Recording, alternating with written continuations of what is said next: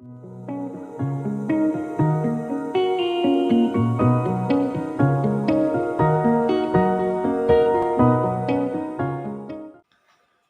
मैं डॉक्टर संतोष आपका स्वागत करता हूं आज के इस नए यूट्यूब के वीडियो में।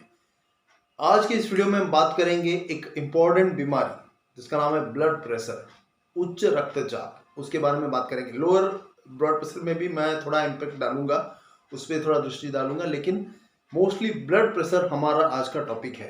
जो हमारा सीरीज चल रहा है, नया चैनल है डॉक्टर संतोष हेल्थ केयर इंटरनेशनल, इसमें जो अल्फाबेटिकल लेटर बी में इंपॉर्टेंट बीमारी है जो कि आमतौर पर आजकल लगभग 90% से ज्यादा लोगों में पाया जाता है, रक्तचाप, ब्लड प्रेशर। इसके अंदर मैं डिटेल में नहीं जाऊंगा। ब्लड प्रेशर आपको पता है, आप अगर यूट्यूब में या फिर गूगल में सर्च करेंगे तो मिल जाएगा। मैं डायरेक्ट पॉइंट पे आता हूं, जो जो दवाइयां हैं उसके बारे में चर्चा करेंगे। सबसे पहले मैं हाई बीपी में जाऊंगा।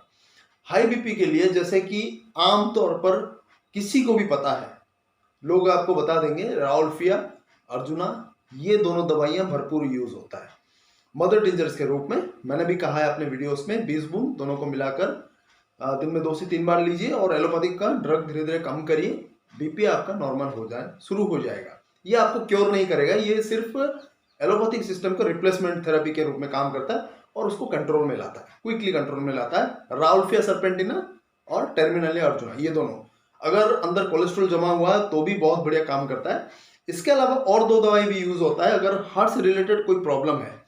पहला है जो क्रेटेगस यूज होता है, दूसरा है एलियम सटेवा। ये दोनों आप अलग अलग भी ले सकते हैं, मिला भी सकते हैं उसको, लेकिन उसको हार्ट का सिस्टम या कोलेस्ट्रॉल, ट्राइग्लिसराइड, ये भी थोड़ा हाई कैटेगरी में होना चाहिए, ये थोड़ा ज्यादा होना चाहिए, तो आप ये भी मिला सकते हैं। नहीं नॉर्मल ही है, फंक्शनल, तो आप राउल्फिया लीजिए, काम हो जाएगा। लेकिन जैसे कि मैंने कहा, ये सिर्फ सप्रेस करता है, कंट्रोल करता है, ये उसको क्योर नहीं करता। क्योर करने के लिए बहुत सारी पोटेंसी मेडिसिन है। मैंने जब मेट्रिया मेडिका का सेक्शन किया था उसमें भी मैंने जिक्र किया था, यहाँ पर थोड़ा ब्रीफली मैं बता देता हूँ। सबसे जो इंपॉर्टेंट पोटेंसी रूप में हम लोग यूज करते हैं बीपी के लिए, हाई बीपी के लिए, वो है नेट्रोम्योर, दूसरा है ग्लोनोइन, तीसरा है विस्कम एल्बम और चौथा है अरोमेटेलिकम।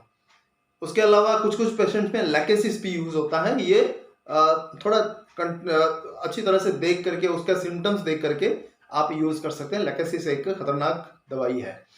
और भी ऐसे बहुत सारे मेडिसिन है। अगर किसी को सिमिलरिटी रहा तो आप फॉस्फोरस दे सकते हैं, कैल्केरिया कार्ब भी दे सकते हैं।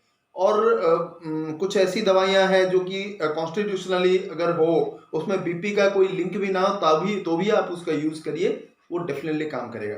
जैसे कि मैंने कहा कि नेट्रोमिल, ग्लोनोइन 2 इंपॉर्टेंट मेडिसिन है हाई बीपी के लिए, वो ब्लड से रिलेटेड है।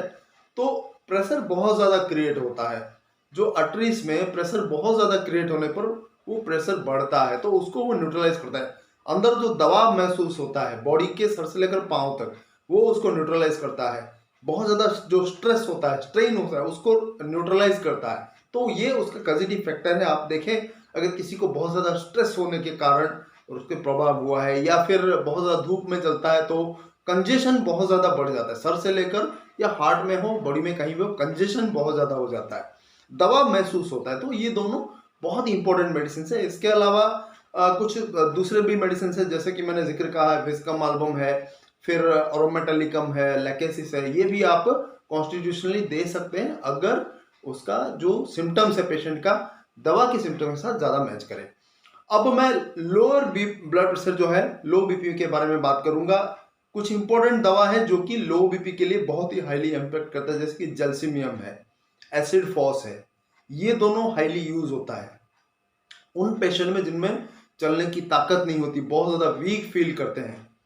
उनमें अगर कोई हार्ट का प्रॉब्लम हो तो आप क्रेटेगस, कैक्टस, टर्मिनल अर्जुना, ये भी मिला सकते हैं। लेकिन पोटेंसी की जब हम बात करें तो जल्सिमियम है और एसिडफॉस, ये दोनों बहुत ज्यादा यूज होता है, आप उसको एक बार देख लेना। उसके अलावा जैसे कि मैं सिम्टोमेटिकली अगर कोई दूसरी दवाई मैच करता है तो वो भी आप दे सकते हैं।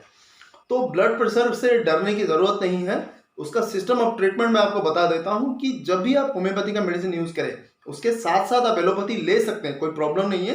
बस 2-3 घंटे के गैप रखिए और कंटिन्यूसली अपने बीपी को देखते रहिए, उसको नापते रहिए। देखिए जब आप एक कंट्रोल में आ जाए, लगभग जब आपका बीपी 140/90 आता है तो आपको डरने की कोई जरूरत नहीं है। ये आमतौर पर आज के तारीख में बहुत ज़्यादा जो स्ट्रेस है या वर्किंग प्रेशर है उसमें नॉर्मल रहता है। उससे कम भी आ जाए 130/80 तो बहुत ही बढ़िया है। जैसे ही आपका रेगुलेट होना शुरू हो जाए तो आप धीरे धीरे एलोपैथिक जो दवाइयाँ हैं उसको कम करते जाइए और होम्योपैथी को कंटिन्यू करते जाइए। एक दिन ऐसा आएगा कि एलोपैथिक दवाइयाँ पूरा बंद हो जाएगा और होम्योपैथिक का भी मदर टिंचर आप कंटिन्यू करते रहना। फिर एक समय में आपका मदर टिंचर भी धीरे धीरे आपको रिड्यूस करना पड़ेगा। मदर टिंचर लंबे समय तक आपको नहीं लेना है, जिंदगी भर नहीं लेना है, उसको भी आप रिड्यूस करते करते अंत में बंद करना है। उसके बाद पोटेंसी उसके साथ साथ शुरू करके फिर पोटेंसी कंटिन्यू करके आपको धीरे धीरे करके वो चीजें क्यूरेटिव स्टेज में आएगा। फिर आपको एलोपैथिक सिस्टम की तरह जिंदगी भर वो चीजें कंटिन्यू नहीं करना है। धीरे धीरे होम्योपैथिक में क्यूरेटिव स्टेज की ओर आता है, मदर टिंचर्स, फिर उसके बाद पोटेंसी, फिर कॉन्स्टिट्यूशनल दवा, ऐसे करके बीमारी क्योर हो जाता है। आपको कोई भी दवाई लेने की जरूरत नहीं पड़ती। लगभग 2 से 3 साल आपको कंटिन्यू करना पड़ सकता है। मैक्सिमम जिनका बहुत ज्यादा प्रॉब्लम है, कोलेस्ट्रॉल ट्राइग्लिसराइड के प्रॉब्लम रहता है, उनको 4-5 साल खाना पड़ सकता है, उसमें आपका काम हो जाता है। तो ये बहुत सारी चीजें हैं जो कि इसके ऊपर रिसर्च होना अभी भी बाकी है।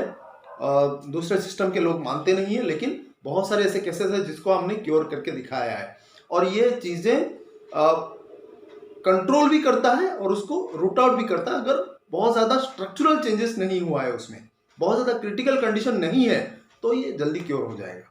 तो आज के लिए बस इतना ही। ऐसे ही बेहतरीन वीडियोस आने वाले दिनों में पेश करूंगा आपके सामने, तो बने रहिए मेरे साथ और हर एक वीडियो को शुरुआत से लेकर अंत तक देखते रहिए। अपने दोस्तों के साथ जरूर शेयर करिए। बहुत बहुत धन्यवाद। नमस्कार।